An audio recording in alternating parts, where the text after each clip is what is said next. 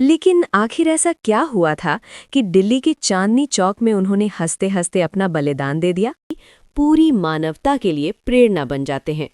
ऐसा ही एक महान नाम है गुरु तेग बहादुर, सिख धर्म के 9वें गुरु, जिनका जीवन साहस, त्याग और आध्यात्मिकता का अद्भुत उदाहरण है।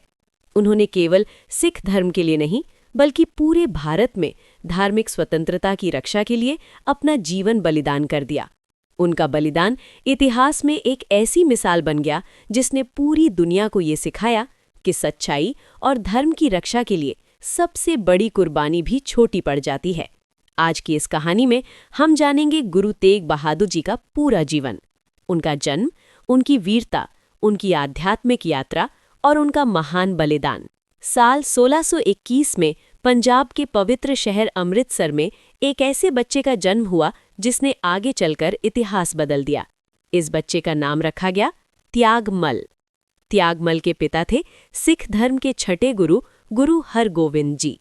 गुरु हरगोविंद जी केवल आध्यात्मिक गुरु ही नहीं थे, बल्कि एक महान योद्धा भी थे। उन्होंने सिखों को ये सिखाया कि जब अन्याय बढ़ जाए तो धर्म की रक्षा के लिए तलवार उठाना भी जरूरी है। ऐसे महान पिता के घर जन्मे त्यागमल बचपन से ही बहुत शांत और गंभीर स्वभाव के थे।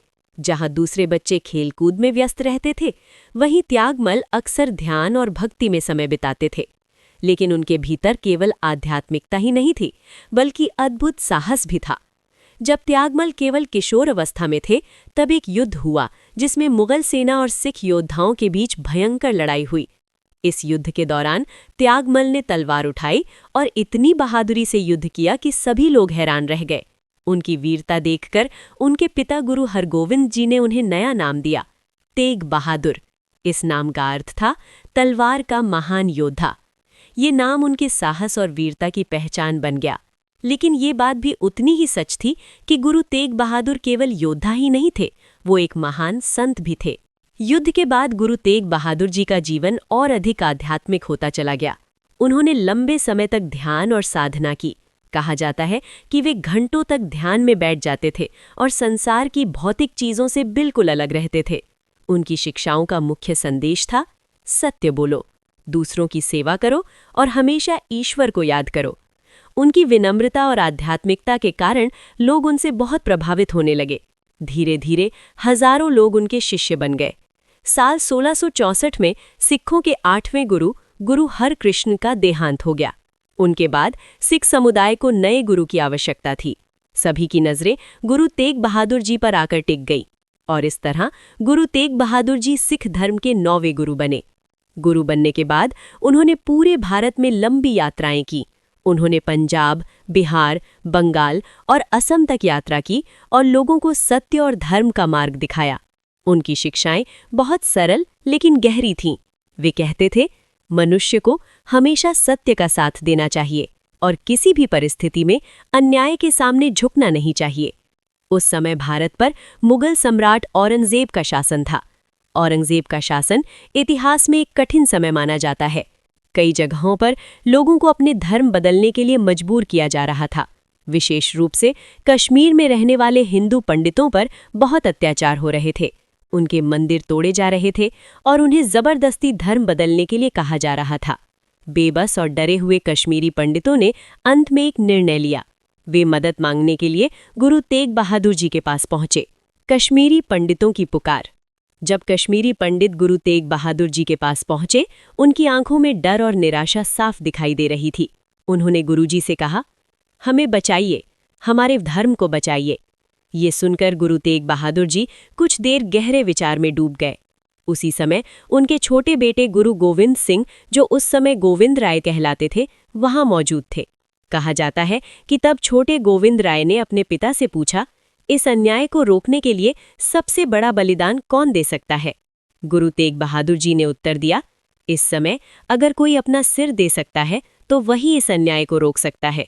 तब छोटे गोविंद राय ने कहा, आपसे बड़ा कौन है? ये सुनकर गुरु तेग बहादुर जी मुस्कुराए। उन्होंने समझ लिया कि समय आ गया है। महान निर्णय। गुरु तेग बहादुर जी ने कश्मीरी पंडितों से कहा, जाकर मुगल शासकों से कहो, अगर गुरु तेग बहादुर इस्लाम स्वीकार कर लें तो हम सभी धर्म बदल लेंगे। लेकिन अगर वे अपने धर्म पर अडिग रहे तो हमें मजबूर नहीं किया जाएगा। ये निर्णय इतिहास का सबसे साहसी निर्णयों में से एक था। गुरु तेग बहादुर जी जानते थे कि इसका परिणाम क्या हो सकता है, लेकिन फिर भी उन्होंने सत्य का मार्ग चुना। गिरफ्तारी। कुछ समय बाद मुगल सैनिकों ने गुरु तेग बहादुर जी को गिरफ्तार कर लिया। उन्हें कैद करके दिल्ली ले जाया गया। दिल्ली में उन्हें मुगल दरबार के सामने पेश किया गया और उनसे कहा गया, इस्लाम स्वीकार कर लो या मृत्यु के लिए तैयार हो जाओ। लेकिन गुरु तेग बहादुर जी बिल्कुल शांत रहे। उन्होंने साफ शब्दों में कहा, धर्म बदलना संभव नहीं। कैद और यातना। गुरु तेग बहादुर जी को कई दिनों तक कैद में रखा गया। उनके सामने उनके साथियों को भी यातनाएं दी गईं, लेकिन गुरु जी का विश्वास अडिग रहा। उन्होंने किसी भी कीमत पर अपना धर्म छोड़ने से इनकार कर दिया। उनकी शांति और साहस देखकर कई लोग हैरान रह गए। महान बलिदान। साल 1675 का वो दिन इतिहास में हमेशा याद किया जाएगा।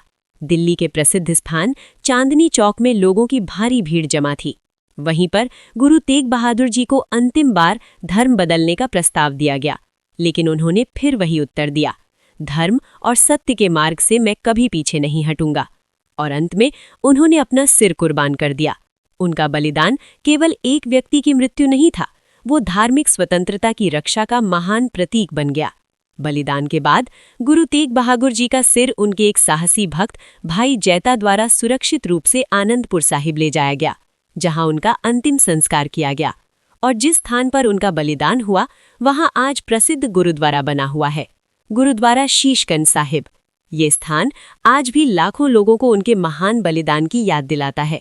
गुरु तेग बहादुर जी का जीवन हमें कई महत्वपूर्ण बातें सिखाता है।